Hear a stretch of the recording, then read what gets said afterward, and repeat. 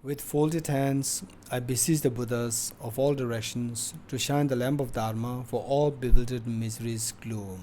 With folded hands, I beseech the Buddhas of all directions to shine the lamp of Dharma for all bewildered misery's gloom.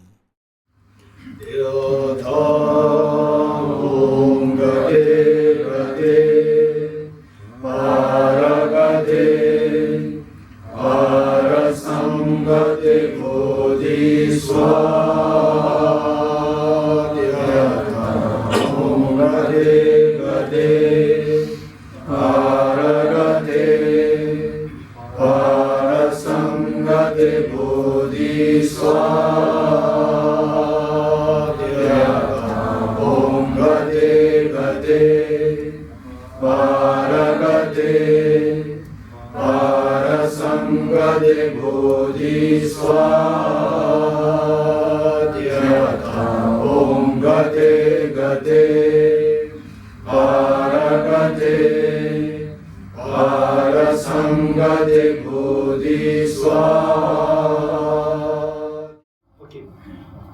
163.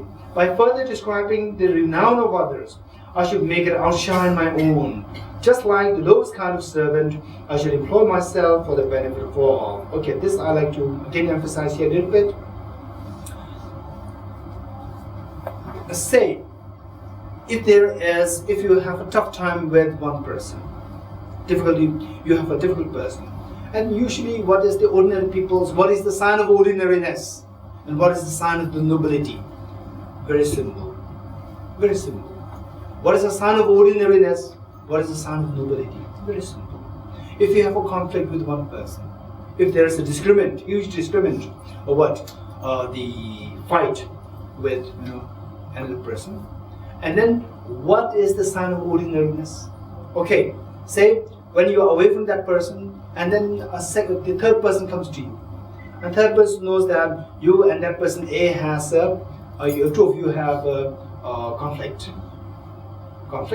and a bad conflict, and this person B may talk badly about person A because that person B knows that you and the person A do not go along well, and then if you feel excited, seeing that person B is citing you, talking bad about person A, if you get excited, this is a sign of our being very ordinary person. Right? The moment you become excited, keep in mind that okay, this is low. I'm now seeing the definition of ordinariness within me. I'm becoming excited, I'm becoming happy to hear that the person B is, talking badly about person A. Whereas there is always some disagreements there. What is there? Always disagreements are bound to be there. At the same time, how you behave, that tells who you are, whether you are a noble person, whether you're an ordinary person. It's very easy. Say, the moment the other person B comes to say something bad about person A to you, and then you may say that, oh yes, you are right. But this person A, he's very intelligent, or she's very intelligent, she's very smart. Right? Although with respect to that part, being little selfish, that's very true, I agree with you. But that person is very smart. That person is very intelligent. And that person is so kind to his parents. So kind to her parents. So you point out the good qualities of the person A. It's not that when you have a disagreement with the person A becomes 100% black. That's not true. There are so many good qualities of person A. So while there's a disagreement happening, and then when you get an opportunity to belittle the person A in front of others, instead of belittling, if you speak nicely about person A, that is the indication of your nobility. That is the hope. That is the hope that will take you towards Gade, Parasamgade, Bodhisoha.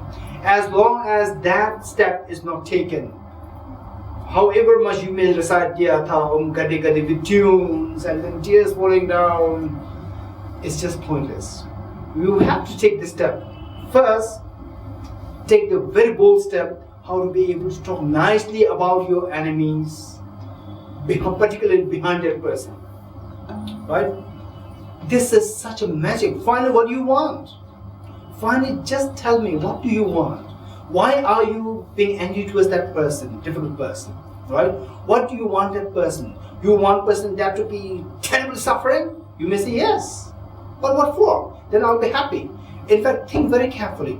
You will be more happy if this person's become big, if this person is transformed and become very affectionate towards you, as affectionate as your mother and father. That is even better. You agree with me or not? If that person's mind is changed, and then this person, the other person, the difficult person, eventually becomes someone who is so loving and so affectionate towards you, as affectionate, caring as your mother and father. Don't you think that this is better than you wishing everything bad happening to the other person?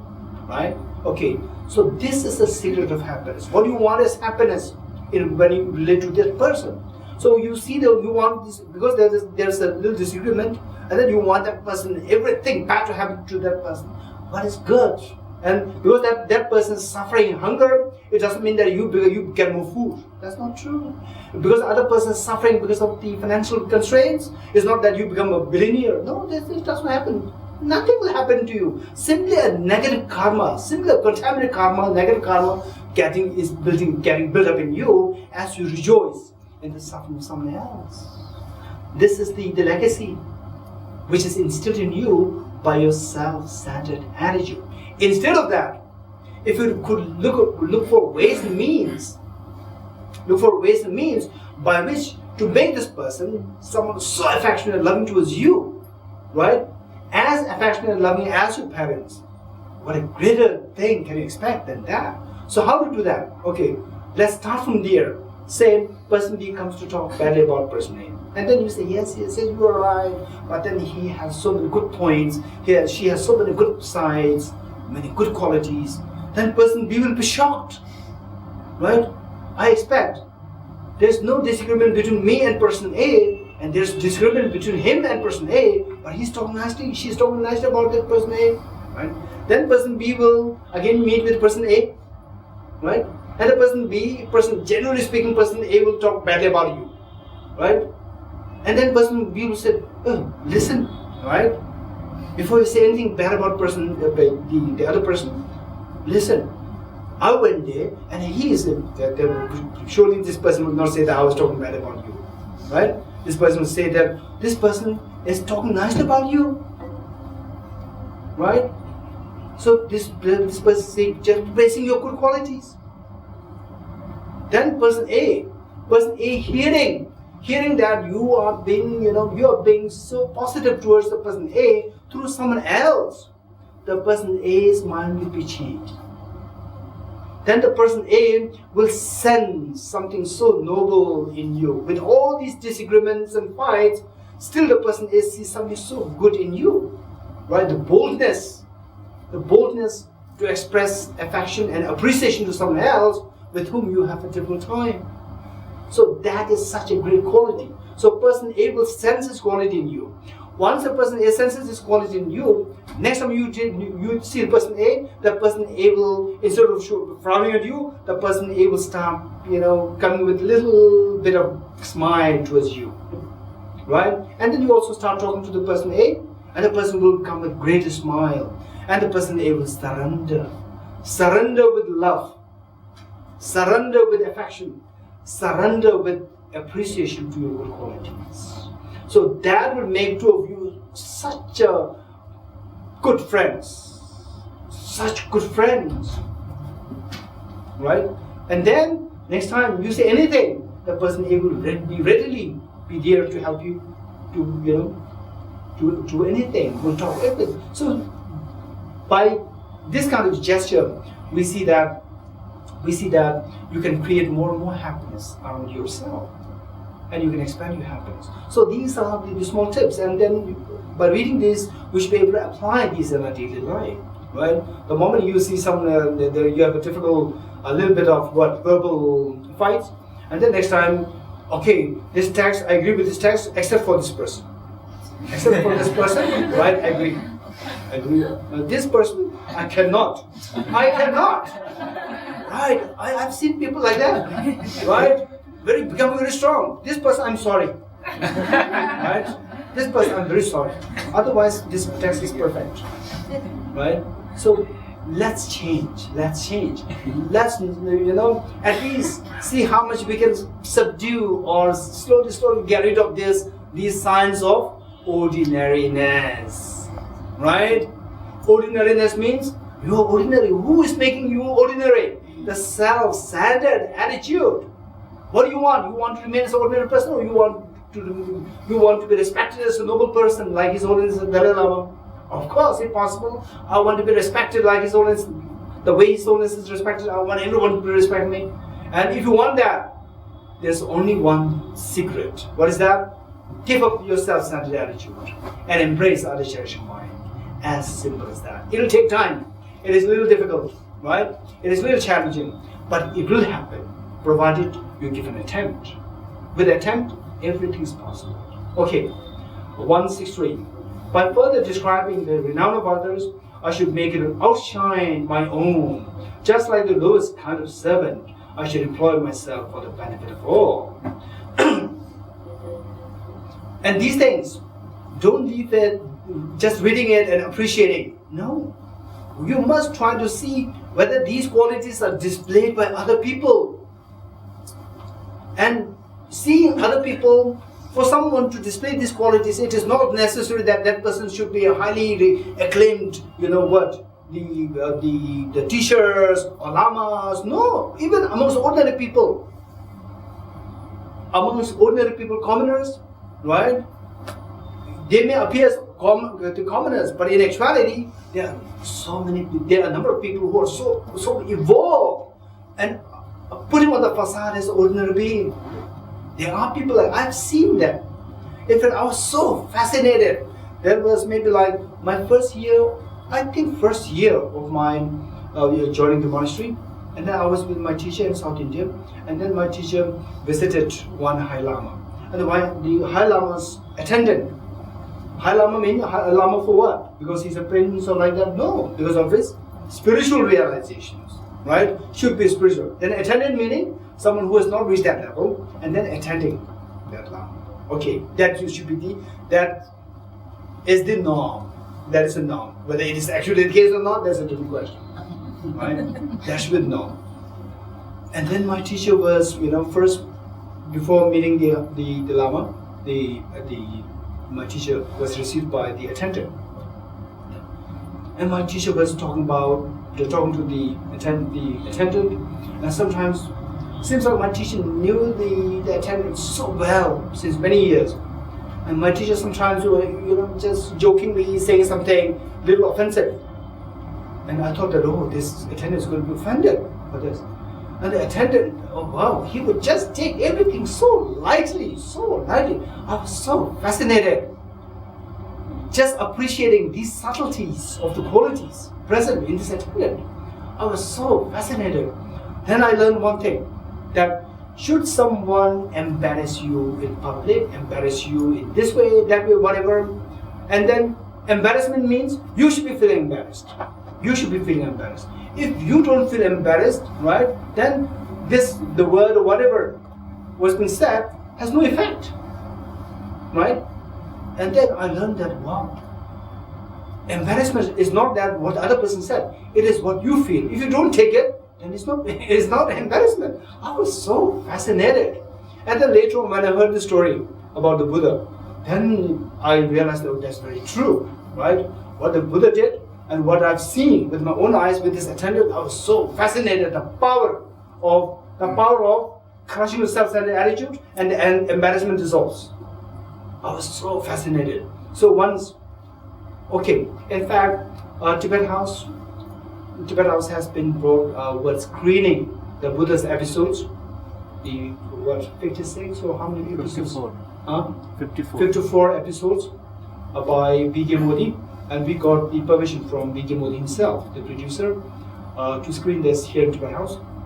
So we screened it, and then advertisements is being sent to all of you as to the dates and the timing of it. And so there you will see that as well. One of the episodes. At one point, someone who was so jealous of the Buddha's fame, who went there to to embarrass Buddha. And he went there, and Buddha was giving teaching to the public, and in public he went there and started accusing the Buddha for all baseless accusations. And the Buddha remained silent, poised, not giving any reply. And Buddha even stopped giving teaching. He was simply listening to the person. And the power of listening, the power of silence, this is amazing. The power of silence. It has so many strengths. Ordinary people may think that by remaining silent, you are accepting, or the other person can bully you in any ways the person likes. No, the power of silence is amazing. The power of silence, yet maintain confidence. We should maintain confidence, yet maintain silence. So the Buddha remained silent, and a person started talking, just accusing him. And the person felt tired, right? And slowly even the voice became more and more what? Low. Become low, right? Then the person stopped talking, and the Buddha said, "Okay, you're done." The person said, "Yes." He has to say yes. He can't say anymore now, right? He has to repeat, and repeating, everybody will feel bored. Nobody's going to listen to you. And the purpose of you speaking is that someone should be listening and appreciating what you say. Nobody is appreciating, nobody is listening to you because you're repeating it. So, knowing that the subject is gone, what he has to say is exhausted. And then seeing that now if I say something, it's going to be repetitive. And everybody will become bored and everybody will support the Buddha instead of him. So he remains silent. Then the Buddha said, "You're done." And he's so happy. Yes. And the Buddha said, "Okay, now it's my turn." And then he said, "Yes. Imagine you are someone who goes to meet your friend with so much of gifts in your hand.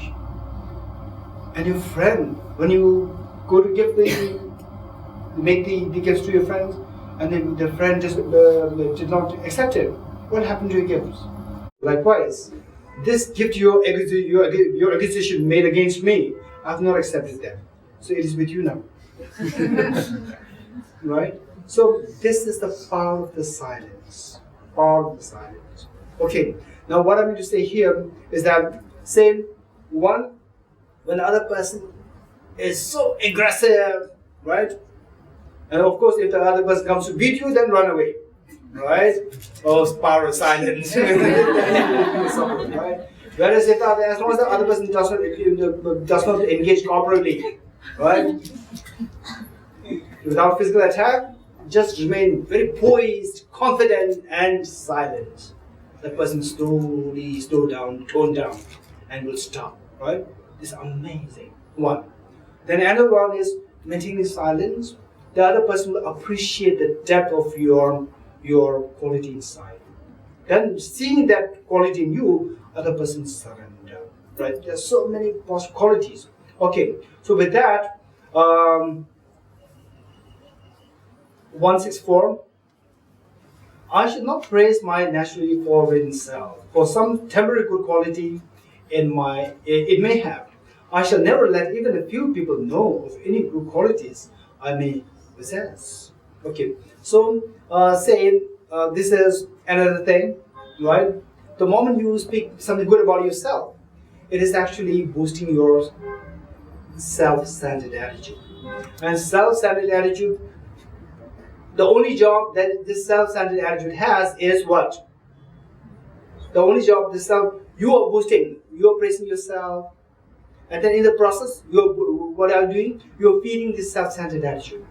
And then this self-centered attitude, the job of this is what? To attract all miseries and all defamation and all undesirable things on you. The moment you start talking about yourself, blowing one's own trumpet, then what happens? People around you, they are listening to you. The moment they sense that, then they are sensing your self-centered attitude. Then they will just see that, okay, this is not the right person to whom I should be dealing with. So therefore, it is what we want is what we want happiness. And by doing this, we are promoting this self-centered attitude. In the process, you are actually pushing away the good people away from you, right? And actually, in the process, because good people are not there, when you need the help, you don't get the help, right? So that way we see that we attract all miseries because of this self-centered attitude. So it says that I should not praise my naturally forward-looking self for some temporary good qualities it may have. I shall never let even a few people know of my good qualities I may possess. Okay. 165. In brief, for the sake of living creatures or for other sentient beings, may all the harms I have selfishly caused to others descend upon me myself. So, with this love and affection, just as the mothers, or when they see that their children are suffering, then they wish that the children's suffering befall on the mother herself, right? And that the children, they are free, they are healed.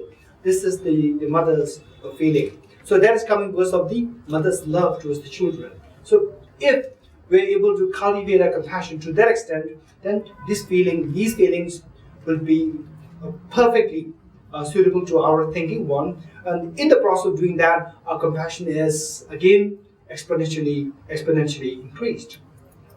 166. I should not be dominating and aggressive, acting in a self-righteous, arrogant way. Instead, like a newly married bride, I should be bashful meaning maintaining yourself low profile, timid, and restrained. Okay, thus, O mind, you should think and abide in this way, and not act selfishly as before. If, under the control of self-cherishing, you transgress this code of helping others, your selfishness will be your end. Finally, this selfishness will destroy you. Say the Buddhas, for example, Jesus Christ, his life is a perfect example of other cherishing. And of course, the Buddhist Shakyamuni, His Holiness the Dalai Lama, Mother Teresa, Mahatma Gandhi, all these great beings, they are such a great example of other cherishing mind. And what we want is we want fame, we want wealth, we want everything. And then, yet, we don't have the wealth, we don't have the fame, we don't have what we need. And they are not looking for their fame, they are not looking for wealth, they are not looking for anything for themselves, but they are getting everything. Why? Because they have relinquished the self-centered attitude and they have embraced our cherishing mind. Okay, we will have a short break. We'll come back at, let's say, 4:15. We'll come back at 4:15. Om Gate Gate Paragate Parasamgate Bodhisattvacharyavatara Om Gate Gate Paragate Parasamgate Bodhisattvacharyavatara. Okay, please turn to page 117, stanza 168.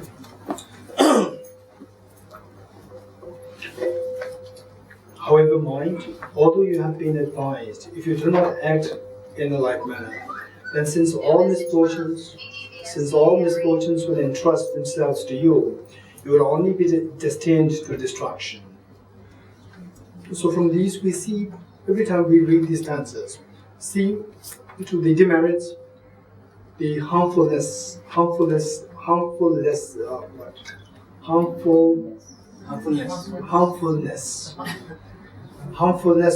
self-centered attitude. Right? All these stanzas, they are pointing to that direction.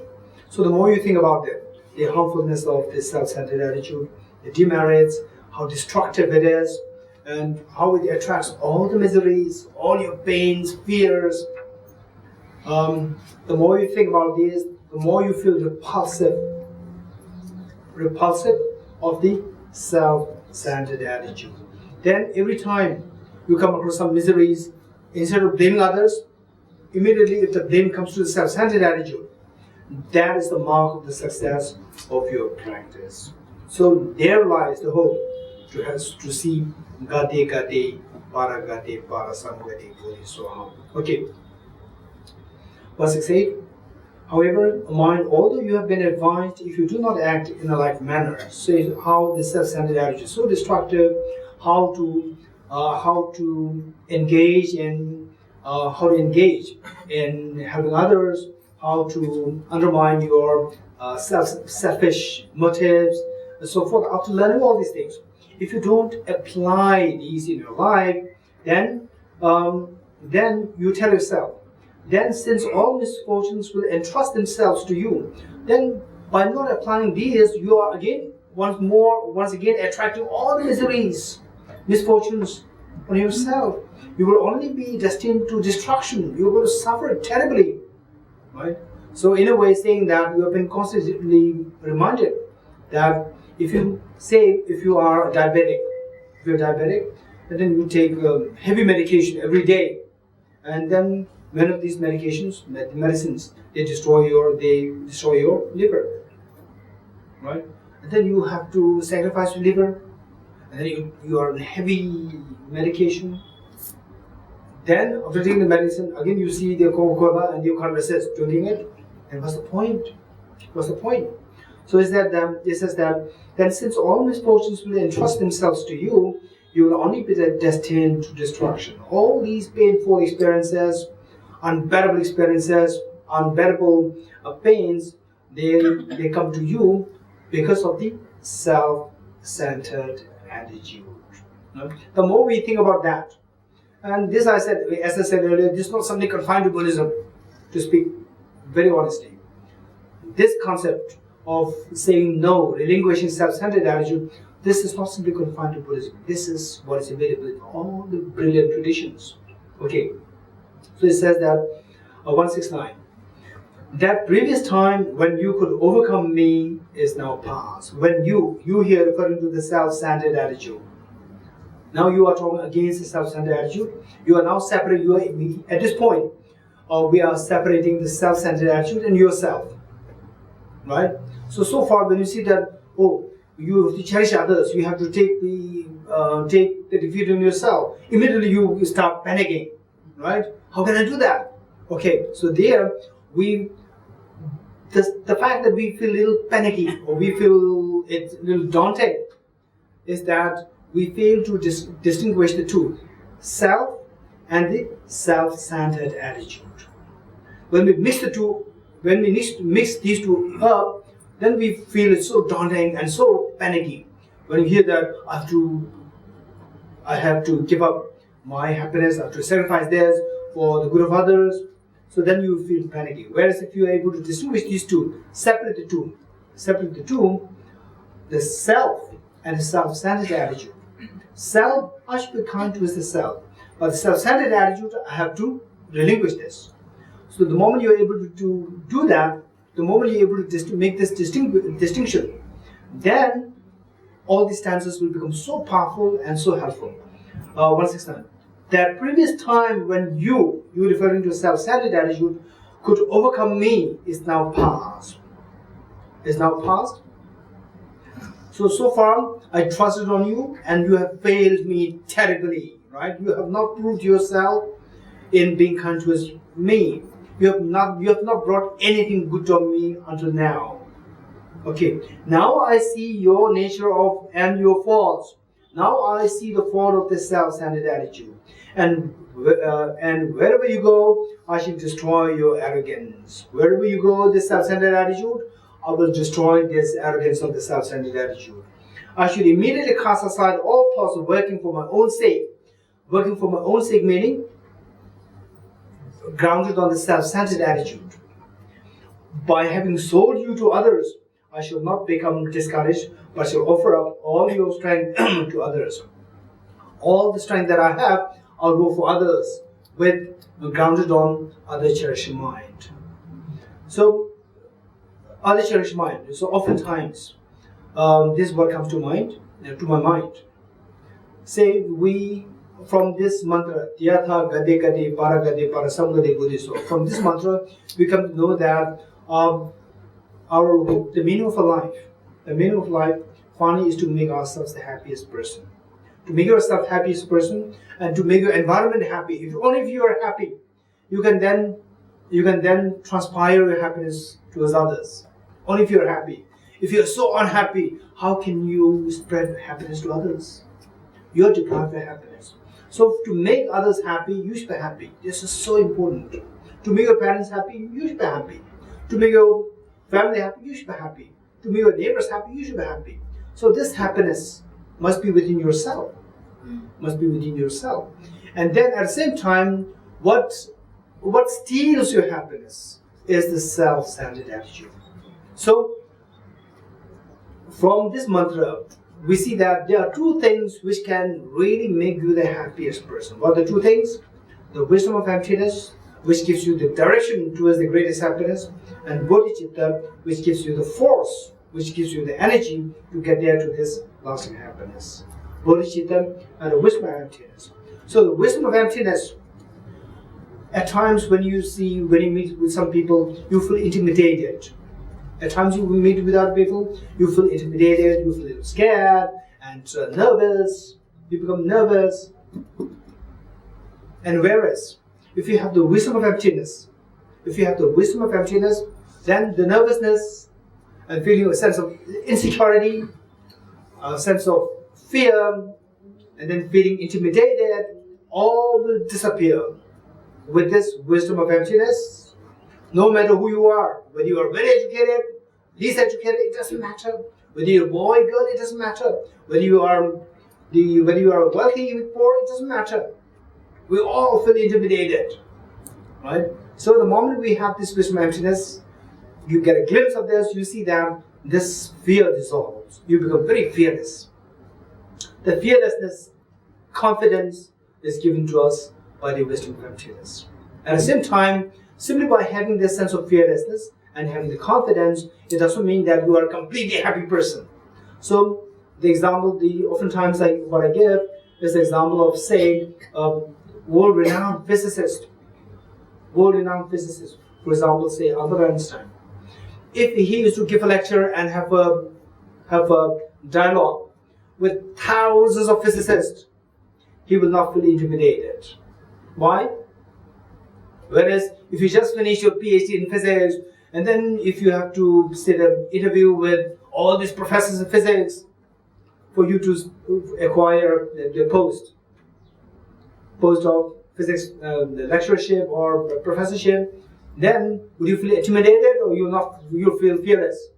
You'll feel intimidated because you know that those people who are sitting there on the panels, their knowledge far excels mine, right? So when your knowledge is not so much, then you feel intimidated and you feel the fear and sense of insecurity and so forth. Whereas with the wisdom of emptiness, all this fear will dissolve. So what I'm saying is that, whereas if you are Albert Einstein, if your knowledge is that equals that of Albert Einstein, and then if you are with these professors who are interviewing you, would you feel intimidated? No, deep inside you know that I'm better than them, right? With my knowledge in physics, I'm world number one, and they're just professors, but because they are on the panel, right? Okay, I behave well. Otherwise, knowledge-wise, I don't have to be feeling intimidated. So, with this knowledge, you become a fearless person. At the same time, you with such a knowledge and fearlessness does not guarantee that you are the happiest person. Some professors who have tremendous knowledge, but they are essentially very unhappy. With knowledge-wise, they have no fear when it comes to interviews or whatever, interacting with other people, but then deep inside they may not be a happy person. So we need the fearlessness is one thing, and we also need the happiness, the joy. So this joy will be given to you by bodhicitta. The mind which is the most happy and the most joyous is bodhicitta. So the bodhicitta is the most tender and the most appealing. The mere presence of this, even a glimpse, just a tinge of bodhicitta experience can give you such a peace in your mind, such a tender joy in your mind. It's so appealing. You just experience it and then tears roll down your eyes. For example, His Holiness Dalai Lama, oftentimes he says bodhicitta, the word bodhicitta, immediately he starts having tears in his eyes. The moment this bodhicitta comes out of his mouth. So this bodhicitta has tremendous power to just soften you, to make you so tender, at peace, and joy. Such a joy is there. Such a subtle joy is there. So what I'm saying here is that fearlessness is what you require, and the joy is what you require. The greatest of the joy, the greatest of fearlessness combined together makes you the happiest person. This is when you reach Bodhisattvacharyavatara. Right? So we see that bodhicitta, experience of bodhicitta, that gives you such a joy. All the sense of depression, all the sense of insecurity, they will all be dissolved. The moment you feel this joy, this is such a profound healing. In fact, oftentimes I also think like this, say the psychiatrists, psychotherapists, and counselors, I wish they practice bodhicitta themselves. If they practice bodhicitta and they know all these techniques, they know the techniques, how to counsel and so forth. On top of that, if they themselves practice bodhicitta and then they counsel, the effect is just tremendous. The effect multiplies. You will feel the change instantly.